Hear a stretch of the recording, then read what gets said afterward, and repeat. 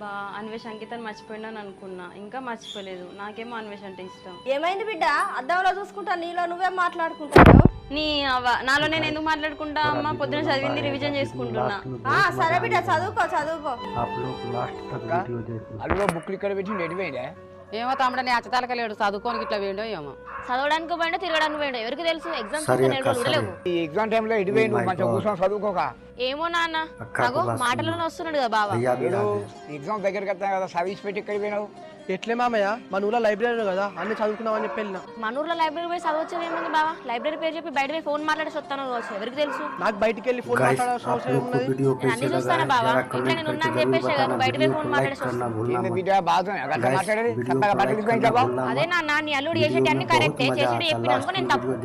నీ తప్పంటే అల్లు తప్పంటే చిన్న చిన్న వాళ్ళు గొడవలు ఎందుకు అంటానా? సరే నాన్న, నేనే గొడవలు పెట్టేదాన్ని, మీ అందరు మంచోలే కదా.